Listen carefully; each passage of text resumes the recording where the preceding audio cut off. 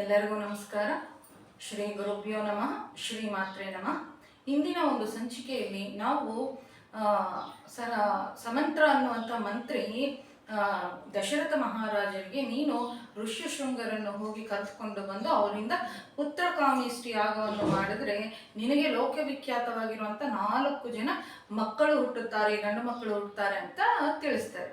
ಆಗ ದಶರಥ ಮಹಾರಾಜರು ಕೇಳ್ತಾರೆ, ನನಗೆ ಈ ಋಷ್ಯಶೃಂಗರ ಜೀವನದ ಬಗ್ಗೆ ಅವರ ವಿಶೇಷತೆಗಳೇನು, ಅವ್ರು ಯಾರು ಏನು ನನಗೆ ಸ್ವಲ್ಪ ವಿವರವಾಗಿ ತಿಳಿಸು ಅಂತ ಮಂತ್ರಿ ಆಗಿರುವಂಥ ಸಮಂತ್ರನನ್ನು ಕೇಳಿದಾಗ ಆಗ ಅವ್ರು ಏನು ಹೇಳ್ತಾರೆ ಅಂತಂದರೆ ಸಮಂತ್ರ ಹೀಗೆ ಹೇಳ್ತಾರೆ, ಪೂರ್ವ ಕಾಲದಲ್ಲಿ ವಿಭಣ್ಣಕ ಅನ್ನುವಂತಹ ಮಹರ್ಷಿ ಬಹಳ ಕಾಲ ತಪಸ್ಸನ್ನು ಮಾಡ್ಕೊಳ್ತಾ ಇದ್ದ. ಒಂದು ಸರಸ್ಸಿನಲ್ಲಿ ಹೋದಾಗ ಇಂದಿನ ಒಂದು ಸಂಚಿಕೆಯಲ್ಲೇ ಅವರು ಸರಸ್ಸಿನ ಹತ್ರ ಹೋದಾಗ ಊರ್ವಶಿಯನ್ನು ಕಂಡು ಅವರ ರೇತಸ್ಸು ಪತನವಾಗಿ ಆ ವೀರ್ಯವನ್ನು ಒಂದು ಜಿಂಕೆ ಕುಡಿದು ಒಂದು ಮಗುವಿಗೆ ಜನ್ಮ ನೀಡುತ್ತೆ. ಅದರ ವಿಶೇಷತೆ ಏನು ಅಂತ ತಿಳ್ಕೊಳ್ಳೋಣ ಅಂತ ನಾನು ನಿಮಗೆ ಎಲ್ಲರಿಗೂ ಮನವಿ ಮಾಡಿದ್ದೆ. ಇಲ್ಲಿ ನಮಗೊಂದು ಅನುಮಾನ ಬರ್ಬೋದು. ಏನಂತ ಅನುಮಾನ ಬರ್ಬೋದು? ಅಷ್ಟು ವಿಭಣ್ಣಕ ಮಹರ್ಷಿ ಅಂತ ಇದ್ದಾರೆ. ಮಹರ್ಷಿಗಳಾಗಬೇಕು ಅಂತಂದ್ರೆ ಅವರು ಇಂದ್ರಿಯಗಳನ್ನು ಗೆದ್ದಿರಬೇಕು, ಕಾಮಕ್ರೋಧ ಅರಿಷಡ್ವರ್ಗಾದಿಗಳನ್ನು ಗೆದ್ದಿದ್ರೆ ಮಾತ್ರನೇ ಅವರು ಮಹರ್ಷಿಗಳಾಗೋದಕ್ಕೆ ಸಾಧ್ಯ ಆಗುತ್ತೆ. ಈ ಮಹರ್ಷಿಗಳಿಗೆ ಊರ್ವಶಿಯನ್ನು ನೋಡಿದ ತಕ್ಷಣವೇ ಆ ಥರ ಕಾಮ ಉತ್ಪತ್ತಿಯಾಗಿ ಅವರಲ್ಲಿ ರೇತಸ್ ಪತನವಾಗುತ್ತೆ, ಅವರ ವೀರ್ಯ ಜಾರು ಹೋಗುತ್ತೆ ಅಂತಂದ್ರೆ ಇದೇನಪ್ಪ ಕೇಳೋದಕ್ಕೆ ಬಹಳ ವಿಚಿತ್ರವಾಗಿದೆ.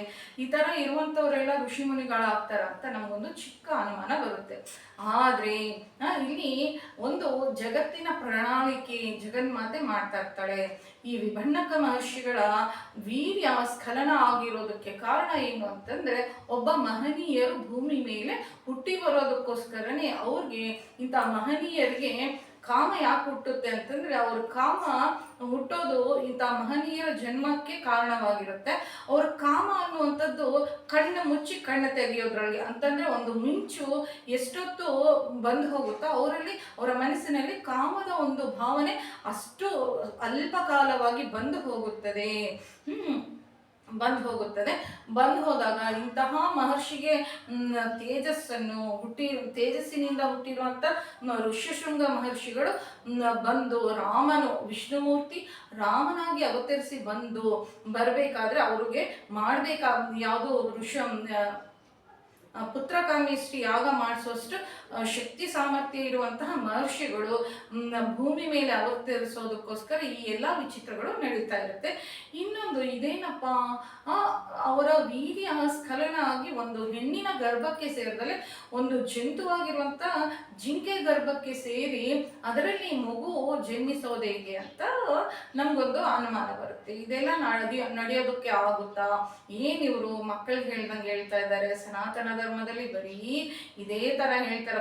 ಮಹಾಭಾರತದಲ್ಲಿ ನೋಡಿದ್ರೆ ವಿಚಿತ್ರ ಜನನಗಳು ಇರ್ತವೆ. ಕೌರವರು ಏನೋ ಒಂದು ಸೋರೆಯಲ್ಲಿ ಅವರೆಲ್ಲರನ್ನು ಒಂದು ಫ್ರೀಜ್ ಮಾಡಿ ಇಟ್ಟಿರ್ತಾರೆ, ಶೇಖರಣೆ ಮಾಡಿ ಹುಟ್ಟಿರ್ತಾರೆ. ಪಾಂಡವರ ಜನನ ನಂಗೆ ತಿಳಿದಿದ್ದೆ. ಮತ್ತೆ ದ್ರೋಣಾಚಾರ್ಯರು ಮತ್ತೆ ಇನ್ನಷ್ಟು ಹಲವಷ್ಟು ಮಹನೀಯರು ಇದೇ ರೀತಿ ಕ್ಷೇತ್ರಗಳು ಬೇರೆ ಆಗಿ ಹುಟ್ಟಿರೋದನ್ನ ನಾವು ಮಹಾಭಾರತದಲ್ಲಿ ಮತ್ತು ಭಾಗವತದಲ್ಲೂ ಸಹ ಕಾಣ್ಬೋದು. ಹೀಗೆ ಯಾಕಾಗುತ್ತೆ ಅಂತಂದ್ರೆ ಒಬ್ಬ ಮಹನೀಯರ ತೇಜಸ್ಸನ್ನು ಧಾರಣೆ ಮಾಡೋದಕ್ಕೆ ಸಾಮಾನ್ಯವಾಗಿರುವಂಥ ಸ್ತ್ರೀ ಮೂರ್ತಿಯ ಕೈಯಿಂದ ಆಗೋದಿಲ್ಲ. ಅದಕ್ಕೋಸ್ಕರ ಅವರು ಸಹ ದೈವಾಂಶ ಸಂಭೂತರಾಗಿರ್ಬೇಕು. ಅವ್ರಿಗೂ ತಪಸ್ಸಿನ ಒಂದು ಶಕ್ತಿ ಇದ್ರೇನೆ ಈ ಮಹನೀಯರ ತೇಜಸ್ಸನ್ನು ಧಾರಣೆ ಮಾಡೋದಕ್ಕೆ ಆಗುತ್ತೆ ಅಂತ ನಾನಿಲ್ಲಿ ಮನವಿಯನ್ನು ಮಾಡ್ತೀನಿ. ಇನ್ನೊಂದು ಈಗಿನ ಕಾಲ ಉದಾಹರಣೆ ಕೊಡಬೇಕು ಅಂತಂದ್ರೆ ಒಂದು ಸಿಡಿಲ್ ಬರುತ್ತೆ. ಆ ಸಿಡಿಲನ್ನು ಅದನ್ನು ಶೇಖರಣೆ ಮಾಡಿ ಇಟ್ಕೊಂಡ್ರೆ ಇಡೀ ಭೂಮಂಡಲವೇ ಅಂತಂದ್ರೆ ಈ ಇಡೀ ಪ್ರಪಂಚದಲ್ಲಿ 10 ವರ್ಷಗಳು ವಿದ್ಯುತ್ತನ್ನು ಉತ್ಪಾದನೆ ಮಾಡಬೇಕಾಗಿರುವಂಥ ಕೆಲಸನೇ ಇಲ್ವಂತೆ. ಆದರೆ ಆ ಸಿಡಿಲಿನಿಂದ ಬರುವಂಥ ಶಕ್ತಿಯನ್ನು ಶೇಖರಣೆ ಮಾಡಿಸ್ಕೊಳ್ಳುವಂಥ ಸಂಗ್ರಹ ಮಾಡುವಂಥ ಯಾವುದು ಸಲಕರಣೆ ಆಗಲಿ ಯಾವುದಾದ್ರೂ ಒಂದು ವಸ್ತು ನಮ್ಮಲ್ಲಿ ಮನುಷ್ಯರಲ್ಲಿ ಇಲ್ವಲ್ಲ, ಅದಕ್ಕೋಸ್ಕರನೇ ಈ ತರ ಒಬ್ಬ ಶಕ್ತಿಶಾಲಿ ಆಗಿರುವಂತಹ ತಪಶಕ್ತಿ ಇರುವಂತಹ ಮಹರ್ಷಿಗಳ ತೇಜಸ್ಸನ್ನು ಧಾರಣೆ ಮಾಡೋದಕ್ಕೋಸ್ಕರ ಶಕ್ತಿಶಾಲಿಗಳಾಗಿರುವಂಥ ದೈವಾಂಶ ಸಂಭೂತರು ತಪಶಕ್ತಿ ಇರುವಂಥ ಸ್ತ್ರೀಮೂರ್ತಿನೇ ಬೇಕು ಅಂತ ನಾನು ಹೇಳಿದೆ. ಈ ಜಿಂಕೆಯ ಒಂದು ಪೂರ್ವಜನ್ಮ ಏನು ಅಂತಂದ್ರೆ ಇದು ರಾಮಾಯಣ ಅಂತರ್ಗತವಾಗಿ ಬರೋದಿಲ್ಲ, ಮಹಾಭಾರತದಲ್ಲಿ ಬರುತ್ತೆ. ಈ ಜಿಂಕೆ ಪೂರ್ವ ಕಾಲದಲ್ಲಿ ಅಪ್ಸರಸೆ ಆಗಿರ್ತಾಳೆ.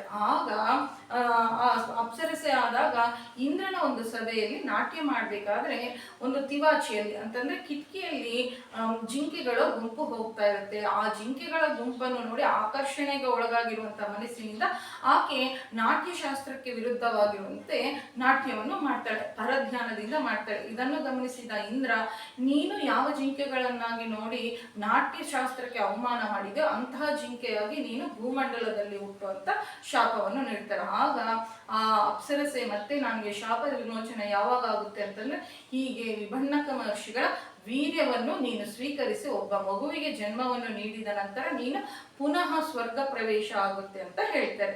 ಇದೇ ರೀತಿ ದೈವಾಂಶ ಸಂಭೂತಳಾಗಿರೋದ್ರಿಂದ ದೇವಲೋಕದಿಂದ ಬಂದಿರುವಂತ ಅಪ್ಸರೋಗಣಕ್ಕೆ ಚೆಂದಿರುವಂತ ಸ್ತ್ರೀ ಆಗಿರೋದ್ರಿಂದ, ಸ್ತ್ರೀ ಅಂತಂದ್ರೆ ಏನು ಜಿಂಕೆ ಕೂಡ ಜಿಂಕೆಯಲ್ಲೂ ಗಂಡು ಹೆಣ್ಣು ಇರುತ್ತಲ್ವ, ಆ ಸ್ತ್ರೀ ಸ್ವರೂಪ ಆಗಿರೋದ್ರಿಂದ ಇಷ್ಟು ಮಹಾನ್ ತೇಜಸ್ಸಾಗಿರುವಂತ ತೇಜೋಮೂರ್ತಿಗಳಾಗಿರುವಂತ ಋಷ್ಯಶೃಂಗರನ್ನು ತನ್ನ ಗರ್ಭದಲ್ಲಿ ಧಾರಣೆ ಮಾಡಿದ್ದಾರೆ ಅಂತ ನಾವಿಲ್ಲಿ ತಿಳ್ಕೊಬೇಕಾಗುತ್ತೆ. ಇನ್ನೊಂದು ಉದಾಹರಣೆ ಏನು ಅಂತಂದ್ರೆ, ವಜ್ರವನ್ನು ವಜ್ರದಿಂದ ಕತ್ತರಿಸಬೇಕಾಗುತ್ತೆ. ಕೆಲವಷ್ಟು ಪದಾರ್ಥಗಳನ್ನು ಸಾಮಾನ್ಯವಾಗಿರುವಂಥವ್ರು ಮುಟ್ಕೊಳೋದಾಗ್ಲಿ, ಶೇಖರಣೆ ಮಾಡೋದಾಗ್ಲಿ, ಧಾರಣೆ ಮಾಡೋದಾಗ್ಲಿ ನಮಗೆ ಆಗೋದೇ ಇಲ್ಲ. ಅದು ಶಕ್ತಿ ಮೀರಿದ ಕೆಲಸವಾಗುತ್ತೆ. ಮತ್ತೆ ಈ ಋಷ್ಯಶೃಂಗರಿಗೂ ಮತ್ತು ಕರ್ನಾಟಕಕ್ಕೂ ಅವಿನಾಭಾವವಾಗಿರುವಂಥ ಸಂಬಂಧವಿದೆ.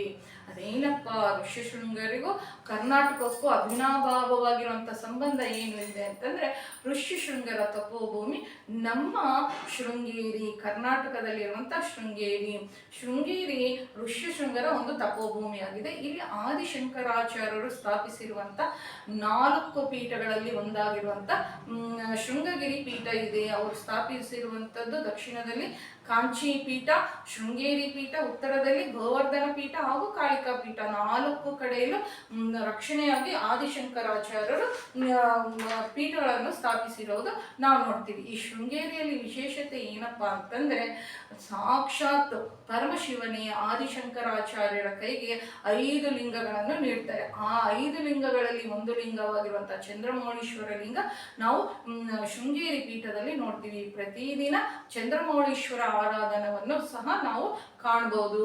ಹಾಗೆ ಸನಾತನ ಧರ್ಮಕ್ಕೆ ಅನೇಕ ಕ್ಲಿಷ್ಟಕರವಾಗಿರುವಂತಹ ಸಂದರ್ಭದಲ್ಲಿ ಈ ಶೃಂಗಗಿರಿ ಪೀಠಾಧಿಪತಿಗಳು ನಮ್ಮ ಸನಾತನ ಧರ್ಮ ಉಳಿಯೋದಕ್ಕೆ ಮುಖ್ಯವಾಗಿರುವಂತಹ ಕಾರಣ ಅಂತ ನಾವಿಲ್ಲಿ ತಿಳಿಸೋದಕ್ಕೆ ಇಚ್ಛೆ ಪಡ್ತೀನಿ. ಹೇಗೆ ಅಂತಂದ್ರೆ, ವಿಜಯನಗರ ಸಾಮ್ರಾಜ್ಯ ಸ್ಥಾಪನೆ ಆಗಿರುವಂತಹ ಸಮಯದಲ್ಲಿ ಮೊಘಲರ ಒಂದು ದಬ್ಬಾಳಿಕೆ ಎಷ್ಟಿತ್ತು ಅಂತ ನಿಮ್ಮೆಲ್ಲರಿಗೂ ಗೊತ್ತೇ ಇರುತ್ತೆ. ಹಾಗೇನಾಗುತ್ತೆ, ಆ ಮೊಘಲರ ದಬ್ಬಾಳಿಕೆಯಿಂದ ಅಕ್ಕಬುಕ್ಕರಿಗೆ ತಮ್ಮ ತಪೋ ಶಕ್ತಿಯನ್ನು ಧಾರೆ ಹಿಡಿದು ವಿದ್ಯಾರಣ್ಯ ಮಹಾಸ್ವಾಮಿಗಳು ಈ ತಪಸ್ಸನ್ನು ಧಾರೆ ಹಿಡಿದು ವಿಜಯನಗರ ಸಾಮ್ರಾಜ್ಯದ ಸ್ಥಾಪನೆಗೆ ಕಾರಣರಾಗಿದ್ದಾರೆ. ಹೀಗೆ ಅವರ ಒಂದು ತಪೋಶಕ್ತಿಯಿಂದಲೇ ಯಾವುದು ವಿಜಯನಗರ ಅಷ್ಟೊಂದು ವೈಭವವಾಗಿ ಆಳ್ವಿಕೆ ನಡೆಸಿದೆ ಅಂತ ಒಂದು ಶೃಂಗಗಿರಿ ಪೀಠಾಧಿಪತಿಗಳ ಒಂದು ಚರಿತ್ರೆಯಲ್ಲಿ ನಾವು ತಿಳ್ಕೊಬೇಕಾಗುತ್ತೆ. ಹಾಗೆ ನಮ್ಮ ಮೈಸೂರು ಸಂಸ್ಥಾನದ ರಾಜ ಒಡೆಯರು ಕೂಡ ಅವರ ಮಾರ್ಗದರ್ಶನದಂತೆ ನಡೆಯುತ್ತಿದ್ದರು. ಹಾಗೆ ಈಗ ನೇಮಿಸಿರುವಂತ ಯದುವೀರ ಒಡೆಯರ್ನು ಸಹ ಅಂದ್ರೆ ಸಂಕ್ಲಿಷ್ಟಕರವಾಗಿರುವಂತಹ ಒಂದು ಪರಿಸ್ಥಿತಿ ಕೆಲವು ವರ್ಷಗಳ ಕೆಳಗೆ ಮೈಸೂರು ಸಂಸ್ಥಾನಕ್ಕೆ ಬಂದಿತ್ತು. ಆಗ ಭಾರತೀ ತೀರ್ಥ ಮಹಾಸ್ವಾಮಿಗಳೇ ಯದುವೀರ ಒಡೆಯರನ್ನು ಆಯ್ಕೆ ಮಾಡಿದ್ದಾರೆ ಅಂತ ನಾವಿಲ್ಲಿ ತಿಳಿಸೋದಕ್ಕೆ ಇಚ್ಛೆ ಪಡ್ತೀನಿ. ಹಾಗೆ ನೋಡ್ರಿ, ನಮ್ಮ ಶೃಂಗೇರಿ ಪೀಠದಲ್ಲಿರುವಂತಹ ಸುತ್ತಮುತ್ತೂರ ಶೃಂಗೇರಿಯಲ್ಲಿರುವಂತಹ ಅನೇಕ ಪುಣ್ಯಕ್ಷೇತ್ರಗಳು, ಅದರ ಮಹಿಮೆ ಬಗ್ಗೆ ಹೇಳ್ಬೇಕು ಅಂತಂದ್ರೆ ರಾಮಾಯಣ ಬಿಟ್ಬಿಟ್ಟು ಅದು ಶೃಂಗೇರಿಯ ವೈಭವ ಅಂತ ಇನ್ನೊಂದು 4 ಸಂಚಿಕೆಗಳನ್ನು ಮಾಡುವಷ್ಟು ವಿಷಯ ಇದೆ. ಇಲ್ಲಿ ವಿಭಿನ್ನಕ ಮಹರ್ಷಿಗಳು ಐಕ್ಯವಾಗಿರುವಂತಹ ಮಹಾಲಿಂಗೇಶ್ವರ ಲಿಂಗ ಇದೆ.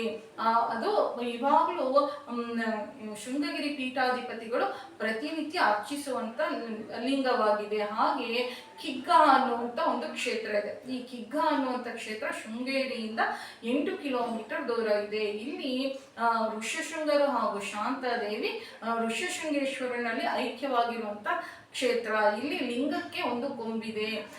ಮೊನ್ನೆನೇ ನಾನು ಒಂದು ವಿಷಯವನ್ನು ತಿಳ್ಕೊಂಡೆ ಇಂಟರ್ನೆಟ್ ಇಂದ. ಅಲ್ಲಿ ಕಾಫಿ ಎಸ್ಟೇಟು ಟೀ ಎಸ್ಟೇಟ್ಗಳು ಬಹಳ ಇರ್ತವೆ ನಮ್ಗೆ ತಿಳಿದಂಗೆ ಅಲ್ಲಿ ಆ ಕ್ಷೇತ್ರದಲ್ಲಿ. ಅಲ್ಲಿ ಮಳೆ ಬರೋದಕ್ಕೋಸ್ಕರ ಈ ದೇವಸ್ಥಾನದಲ್ಲಿ ಆ ಟೀ ಎಸ್ಟೇಟ್ ಮಾಲೀಕರು ಯಾಗವನ್ನು ಮಾಡಿಸ್ತಾರಂತೆ. ಆ ಯಾಗ ಮಾಡಿಸಿದ್ರೆ ತಪ್ಪದಲ್ಲೇ ಮಳೆ ಬರುತ್ತಂತೆ. ತಪ್ಪದಲ್ಲೇ ಮಳೆ ಬರುತ್ತೆ ಅಂತ ಗೊತ್ತಮ್ಮ ಅಂತ ನಿಮ್ಗೆ ಅನ್ಬೋದು. ಆದ್ರೆ ಯಾರ್ಯಾರು ಇಲ್ಲಿ ಏನ್ ಮಾಡಿರ್ತಾರೆ, ಯಾಗವನ್ನು ಮಾಡಿಸಿರ್ತಾರೆ, ಅವರ ಎಸ್ಟೇಟ್ಗೆ ಮಾತ್ರನೇ ಏನು ಮಳೆ ಬರ್ತಾ ಇರುತ್ತಂತೆ. ಇನ್ನೊಂದು ವಿಶೇಷ ಏನು ಅಂತಂದ್ರೆ ಈ ಋಷ್ಯಶೃಂಗರು ಮಳೆ ಬರೆಸುವಂತಹ ಇದರಲ್ಲಿ ಮಂತ್ರಗಳನ್ನು ಹೇಳುವಂಥದ್ರಲ್ಲಿ ಬಹಳ ಬಹಳ ಪ್ರಾವೀಣ್ಯರಂತೆ. ಹೇಗಪ್ಪ ಇವರು ಯಾಗ ಮಾಡಿದ್ರೆ ತಪ್ಪದಲ್ಲೇ ಕುಂಭವೃಷ್ಟಿಯಾಗಿ ಮಳೆ ಬರ್ತಾ ಇತ್ತಂತೆ. ಹೇಗೆ ಯಾಗ ಯಜ್ಞಾದಿಗಳು ಮಾಡಿದ್ರೆ ಹೇಗೆ ಮಳೆ ಬರುತ್ತೆ ಅಂತಂದ್ರೆ ನಾವು ಇನ್ನೊಂದು ತಿಳ್ಕೊಬೇಕಾಗುತ್ತೆ. ಶಬ್ದಗಳ ತರಂಗಕ್ಕೆ ಶಕ್ತಿ ಇದೆ ಅಂತ ನಮ್ಗೆಲ್ಲರಿಗೂ ಗೊತ್ತಿದೆ. ಅದಕ್ಕೆ ಉದಾಹರಣೆ ನಾವು ಈ ಕಾಲದಲ್ಲಿ ಆಧುನಿಕ ಯುಗದಲ್ಲಿ ಅಳವಡಿಸ್ಕೊಂಡಿರುವಂತಹ ರ್ಯಾಡರು, ಮತ್ತೆ ನಾವು ಇಲ್ಲಿ ಫೋನ್ ಡಯಲ್ ಮಾಡಿದ್ರೆ ಸಾಕು, ಯಾರಿಗಾದ್ರೂ ಕರೆ ಮಾಡಿದ್ರೆ ಸಾಕು, ಕಣ್ಣು ಮುಚ್ಚಿ ಕಣ್ಣು ತೆಗೆಯೋದ್ರಲ್ಲಿ ಅವರಿಂದ ನಾವು ಮತ್ತೆ ಆ ಕಡೆಯವರು ಕೂಡ ಫೋನ್ನಲ್ಲಿ ಮಾತನಾಡುವಂತ ಸಾಕ್ಷಿಗಳು ನಾವೇ ಆಗಿರ್ತೀವಿ. ಈ ತರ ರೇಡಿಯೋ ತರಂಗಗಳು ಗಾಳಿಯಲ್ಲಿ ಇರಬೇಕಾದ್ರೆ ಮತ್ತೆ ಈ ತರಂಗಗಳು ಪ್ರಕೃತಿಯಲ್ಲಿ ಕಾಣಿಸ್ತಲೇ ಇರ್ತವೆ. ಪ್ರತಿಯೊಂದು ಮಾಂಸನೇತ್ರಕ್ಕೆ, ಮನುಷ್ಯನ ಮಾಂಸನೇತ್ರಕ್ಕೆ ಕಾಣಿಸೋ ತರ ಯಾವುದು ಇರೋದಿಲ್ಲ ಅಂತ ನಾವಿಲ್ಲಿ ಅಂಗೀಕರಿಸ್ಬೇಕಾಗುತ್ತೆ. ಮನುಷ್ಯನ ಒಂದು ತಪೋಶಕ್ತಿಯಾಗಲಿ ಮಾಂಸನೇತ್ರಕ್ಕೆ ಇರುವಂತ ಶಕ್ತಿ ಬಹಳ ಕಡಿಮೆ. ನಮಗೆ ಕಾಣಿಸ್ತಿಲ್ಲ ಅಂತಂತಂದು ನಾವು ಪ್ರಕೃತಿಯಲ್ಲಿ ಏನೂ ಇಲ್ಲ ಅಂತ ನಾವು ತಿಳ್ಕೊಳ್ಳೋದು ಬಹಳ ಬಹಳ ತಪ್ಪಾಗಿರುವಂತ ವಿಷಯ ಆಗಿದೆ. ಮಂತ್ರಗಳಿಗೆ ಶಕ್ತಿ ಇದೆ. ಆ ಮಂತ್ರಗಳಿಗೆ ಋಷ್ಯಶೃಂಗರು ಬಳಸ್ತಾ ಇದ್ದದ್ದು ಏನು ಅಂತಂದ್ರೆ ಮೂಲಿಕೆಗಳು ಹಾಗೂ ಮಂತ್ರ. ಹೀಗೆ ಅವರು ಮಂತ್ರ ಶಕ್ತಿಯಿಂದ ಮೂಲಿಕೆಗಳು ಉಪಯೋಗಿಸೋದ್ರಿಂದ ಅಂದ್ರೆ ಹೋಮದಲ್ಲಿ ಹಾಕುವಂತ ಮೂಲಿಕೆಗಳಿಂದ ಮೋಡ ಶೇಖರಣೆ ಆಗ್ತಾ ಇತ್ತು. ಆ ಮಂತ್ರದ ಒಂದು ಶಕ್ತಿಯಿಂದ ಸರಿಯಾಗಿರುವಂತ ಪುರಶ್ಚರಣದಿಂದ ಮಂತ್ರಗಳನ್ನು ಉಚ್ಚಾರಣೆ ಮಾಡಿದ್ರೆ ಆ ಮೇಘಗಳನ್ನು ಕೆಳಗೆ ವರ್ಷಿಸುವಂತ ಶಕ್ತಿ ನಮ್ಮ ಸನಾತನ ಧರ್ಮದಲ್ಲಿರುವಂತ ಮಂತ್ರಗಳಿಗಿದೆ ಅಂತ ನಾನಿಲ್ಲಿ ನಿಮ್ಗೆ ಮನವಿ ಮಾಡ್ತಾ ಇದ್ದೀನಿ. ಈ ಮಂತ್ರಗಳಿಂದ ಅನೇಕ ಬಾರಿ ಇವರು ಮಳೆಯನ್ನು ಸಹ ಕೆಳಗಿಳಿಸಿರುವಂತ ಅನೇಕ ಸಾಕ್ಷಿಗಳು ನಮಗೆ ಪುರಾಣ ಇತಿಹಾಸಗಳಲ್ಲಿ ತಿಳಿಯುತ್ತೆ. ಅವರು ಆ ಕಾಲದಲ್ಲಿ ಬರೆಸ್ತಾ ಇದ್ರು. ಆದ್ರೆ ಈ ಕಾಲದಲ್ಲೂ ಯಾಗ ಯಜ್ಞಾದಿಗಳನ್ನು ಮಾಡಿ ಈ ತರ ಮಳೆ ಬರೆಸುವಂತ ಸಾಮರ್ಥ್ಯ ಯಾರಿಗಾದ್ರೂ ಇದೆಯಾ ಅಂತ ನಾವು ತಿಳ್ಕೊಬೇಕಾಗುತ್ತೆ. ಅನೇಕ ಬಾರಿ ಅಂತಂದ್ರೆ 1978ರಲ್ಲಿ ಪುಣ್ಯಕ್ಷೇತ್ರವಾಗಿರುವಂತ ತಿರುಮಲದಲ್ಲಿ ಏನಾಗಿತ್ತು, ಮಳೆ ಬರ್ದಲೆ ಅಲ್ಲಿ ಇರುವಂತ ಅನೇಕವಾಗಿರುವಂತ ತೀರ್ಥಗಳು ಒಣಗೆ ಹೋಗಿದ್ರಂತೆ. ಅಲ್ಲಿ ದೇವಸ್ಥಾನದ ಪಾಲಕ ಮಂಡಳಿಯವರು ಏನ್ ಹೇಳಿದ್ರಂತೆ, ಏನ್ ಅನೌನ್ಸ್ ಮಾಡಿದ್ರಂತೆ, ಯಾರು ಭಕ್ತಾದಿಗಳು ಮಳೆ ಬರೋ ತನಕ ತಿರುಮಲಕ್ಕೆ ಬರಬಾರದು ಅಂತ ಆದೇಶ ಕೂಡ ಮಾಡಿದ್ರಂತೆ. ಆಗ ಅಲ್ಲಿರುವಂತ ಶ್ರೀನಿವಾಸಾಚಾರ್ಯರು ಅನ್ನುವಂತ ಒಬ್ಬ ಹಿರಿಯ ಪಂಡಿತರು ವರ್ಣಯಾಗವನ್ನು 8 ದಿನ ಕಾಲ ಮಾಡಿಸಿದ್ರಂತೆ. 8 ದಿನ ಕಾಲ ಮಾಡಿಸಿದ್ರು. 8 ದಿನದಲ್ಲಿ 1 ದಿನ ಸಹ ಮಳೆ ಬರಲಿರುವಂತೆ. ಆಗ ಆ ಕಾಲದಲ್ಲಿ ಗೊತ್ತಿತ್ತಲ್ವ, ಈಗ ಸನಾತನ ಧರ್ಮದ ಪುನರ್ವೈಭೋಗ ಒಂದು ಸ್ವಲ್ಪ ಚಿಗುರ್ತಾ ಇದೆ. ಆದ್ರೆ ಆ ಕಾಲದಲ್ಲಿ ಸನಾತನ ಧರ್ಮ ಅಂತಂತಂದ್ರೆ ಮೂಢನಂಬಿಕೆ ಅನ್ನುವಂತ ಒಂದು 40 ವರ್ಷದ ಕೆಳಗೆ ಮೂಢನಂಬಿಕೆ ಅನ್ನುವಂತ ನಿರೂಪಣೆ ಮಾಡುವಂತ ಮನಸ್ಥಿತಿಗಳು ಬಹಳನೇ ಇತ್ತು ಅಂತ ನಾನಿಲ್ಲಿ ಮನವಿ ಮಾಡ್ತೀನಿ. ಆಗ ಏನಾಗುತ್ತೆ ಅಂತಂದ್ರೆ ಈ ತರ ನಿರೂಪಣೆ ಮಾಡ್ಬೇಕು ಅಂತ ಸಮಸ್ತವಾಗಿರುವಂತ ಎಲ್ಲ ಆಂಧ್ರ ಪ್ರದೇಶದಲ್ಲಿ ಇರುವಂತ ಪತ್ರಕರ್ತರೆಲ್ಲರೂ ಬಂದು ಅಲ್ಲಿ ಕಾತ್ಕೊಂಡಿದ್ರಂತೆ, ಮಳೆ ಬರುತ್ತಾ ಇಲ್ವಾ ಇದು ಸುಳ್ಳು ಅಂತಂತ ನಿರೂಪಣೆ ಮಾಡಬೇಕು ಅಂತ. ಆಗ ವರ್ಣಯಾಗವನ್ನು ಮಾಡ್ತಾ ಮಾಡ್ತಾ ಹೋಗ್ತಾ ಇರುವಂತ ಪುರೋಹಿತರು ಹಾಗೂ ಶ್ರೀನಿವಾಸಾಚಾರ್ಯರನ್ನು ನೋಡಿ ಅವರು ಹಾಸ್ಯವನ್ನು ಮಾಡಲು ಮೊದಲಿಟ್ರಂತೆ. ಶ್ರೀನಿವಾಸಾಚಾರ್ಯರ ಕಣ್ಣಲ್ಲಿ ನೀರ್ ಬರ್ಬೇಕೇ ವಿನಃ ಈ ಯಾಗ ಯಜ್ಞಾದಿಗಳಿಂದ ಮಳೆ ಬರೋದಿಲ್ಲ, ಮೂಢನಂಬಿಕೆ ಅಂತ ಅವ್ರನ್ನ ಹಾಸ್ಯ ಮಾಡಿದ್ರಂತೆ. ಅವಾಗ ಶ್ರೀನಿವಾಸ, ಏನಯ್ಯ ನೀನು ನನ್ನ ಈ ತರ ಅಪಹಾಸ್ಯ ಪಾಲ್ ಮಾಡ್ಬಿಟ್ಟೆ, ಸನಾತನ ಧರ್ಮದ ಶಕ್ತಿಗೆ ಪ್ರಶ್ನೆ ಮಾಡ್ತಾ ಇದ್ದಾರಲ್ವಾ ಅಂತ ಕಣ್ಣೀರು ಹಾಕೊಂಡಿರುತ್ತೆ. ಆಗ ಕಣ್ಣೀರು ಹಾಕೊಂಡ ತಕ್ಷಣನೇ ಎಲ್ಲಿದ್ವೋ ಏನೋ ಗೊತ್ತಿರುವಂತೆ ಮೋಡಗಳು ವಿಪರೀತವಾಗಿ ಬಂದ್ಬಿಟ್ಟು ಕಪ್ಪದಾಗಿರುವಂತ ಮೋಡ ಅಂತೆ 6 ಗಂಟೆಗಳ ಕಾಲ ಕುಂಭವೃಷ್ಟಿ ಎಲ್ಲಿ ತಿರುಮಲದಲ್ಲಿ ಬಿತ್ತಂತೆ. ಅವಾಗ ಅಲ್ಲಿರುವಂತ ಒಂದೇ ಒಂದು ದಿನದಲ್ಲಿ ಅಲ್ಲಿರುವಂತ ಡ್ಯಾಮ್ಗಳು, ತೀರ್ಥಗಳು ಪೂರ್ತಿಯಾಗಿ ತುಂಬಿ ತುಳುಕಿ ಹರಿದುವಂತೆ. ಈ ತರ ಸಾಕ್ಷಿಗಳು ಅನೇಕ ಇದೆ.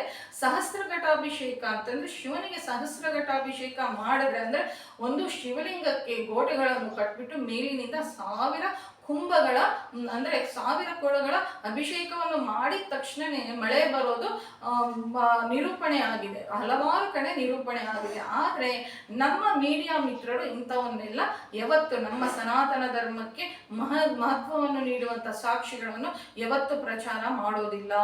ಇದು ಏಕೆ ಅಂತಂದ್ರೆ ಮೊನ್ನೆ ನಡೆದಿರುವಂತ ಕುಂಭಮೇಳದಲ್ಲಿ ಅಲ್ಲಿ ಬಂದಿರುವಂತ ಮಹನೀಯರನ್ನು ಬಿಟ್ಟು ಯಾರೋ ಒಬ್ಬ ಹೆಣ್ಣುಮಗಳು ಹಿಂದೆ ಬಿದ್ದು ಅವಳನ್ನ ಎಷ್ಟು ಒಂದು ಜನಪ್ರಿಯ ಮಾಡಿದ್ದಾರೆ ಅಂತ ನಾವೆಲ್ಲರೂ ಜೀವಂತ ಸಾಕ್ಷಿಗಳಲ್ವಾ. ಅಂತ ಮಹತ್ತರವಾಗಿರುವಂತ ಮಹಾಕುಂಭ ಮೇಳಕ್ಕೆ ಹೋಗ್ಬಿಟ್ಟು ಅಲ್ಲಿ ಸನ್ಯಾಸಿಗಳ ಬಗ್ಗೆ, ಅದರ ಪ್ರಾಮುಖ್ಯತೆ ಬಗ್ಗೆ, ಅಲ್ಲಿ ಬಂದಿರುವಂತ ಸಾಧು ಸಂತರು, ನಾಗ ಸಾಧುಗಳ ಬಗ್ಗೆ ತಿಳಿದರೆ ಈ ತರ ತಿಳಿಸಿರುವಂಥದ್ದು ನಾವೇ ಇಲ್ಲಿ ಸಾಕ್ಷಿಗಳಾಗಿರ್ತೀವಿ. ಇದು ನಮ್ಮ ಮೀಡಿಯಾ ಮಿತ್ರರು ಮಾಡುವಂತ ಮಹಾ ಉಪಕಾರ ಆಗಿದೆ ಅಂತ ನಾನು ಇಲ್ಲಿ ತಿಳಿಸ್ಕೊಡ್ತೀನಿ. ಹೀಗೆ ನಮ್ಮ ಶೃಂಗೇರಿ ಅನ್ನುವಂಥದ್ದು ಯಾವುದು ಇದು ಆದಿಶಂಕರಾಚಾರ್ಯರ ತಪೋಭೂಮಿ. ಅವರು ನಮ್ಮೆಲ್ಲರಿಗೂ ಗೊತ್ತಿರುವಂತೆ ಇದ್ಯಾಕಪ್ಪ ಹಾವು ಕಪ್ಪೆಗೆ ಹೆಡೆ ಹಿಡಿದಿದೆ, ಇಲ್ಲಿ ಯಾರೋ ಮಹನೀಯರ ತಪಶಕ್ತಿ ಇದೆ ಅಂತ ತಾವು ಧ್ಯಾನ ಸ್ಥಿತಿಯಲ್ಲಿದ್ದು ನೋಡಿದಾಗ ಇದು ಋಷ್ಯಶೃಂಗರ ತಪೋಭೂಮಿ ಅಂತ ಆದಿಶಂಕರಾಚಾರ್ಯರೇ ನಿರ್ಣಯ ಮಾಡಿದರೆ. ರಾಮಾಯಣ ಕಾಲದಿಂದಲೂ ನಮ್ಮ ಕರ್ನಾಟಕಕ್ಕೆ ಸಂಬಂಧ ಇದೆ ಅಂತಂದ್ರೆ ನಾವು ಕರ್ನಾಟಕದಲ್ಲಿ ಹುಟ್ಟಿರೋದಕ್ಕೆ ತುಂಬಾನೇ ಸಂತೋಷ ಪಡ್ತೀನಿ. ಇನ್ನು 10 ಹಲವು ರಾಮಾಯಣ ಪೂರ್ತಿ ಆಗೋದ್ರೊಳಗೆ 10 ಹಲವು ಸಂಬಂಧಗಳು ರಾಮಾಯಣಕ್ಕೂ ಮತ್ತು ಕರ್ನಾಟಕಕ್ಕೂ, ನಮ್ಮ ಜನ್ಮಭೂಮಿ ಆಗಿರುವಂತ ಕರ್ನಾಟಕಕ್ಕೆ, ಭಾರತ ದೇಶದಲ್ಲಿ ಹುಟ್ಟಿರೋದೇ ನಮ್ಮ ಒಂದು ಪೂರ್ವ ಜನ್ಮದ ಸುಕೃತ ಅಂತಂದ್ರೆ ಅದು ನಮ್ಮ ನಾಡು ಕರ್ನಾಟಕಕ್ಕೆ ರಾಮಾಯಣದ ಒಂದು ಸಂಬಂಧವಿದೆ ಅಂತ ಹೇಳುವಂಥದ್ದು ಒಂದು ಹೆಮ್ಮೆಯ ವಿಷಯವೇ ಅಂತ ನಾನು ಇಲ್ಲಿ ನಿಮ್ಮೆಲ್ಲರಿಗೂ ಮನವಿ ಮಾಡ್ತಾ ಇದ್ದೀನಿ. ಸದ್ಗುರುನಾಥ್ ಮಹಾರಾಜ್ ಕಿ ಜೈ. ಜೈ ಶ್ರೀರಾಮ್. ನಮ್ಮ ಚಾನೆಲ್ ಇಷ್ಟ ಆಗಿದ್ರೆ ಸಬ್ಸ್ಕ್ರೈಬ್ ಮಾಡ್ಕೊಳ್ಳಿ, ಶೇರ್ ಮಾಡಿ ಹಾಗೂ ಲೈಕ್ ಮಾಡಿ. ಕೇಳಿದ್ದಕ್ಕೆ ಎಲ್ಲರಿಗೂ ಧನ್ಯವಾದಗಳು.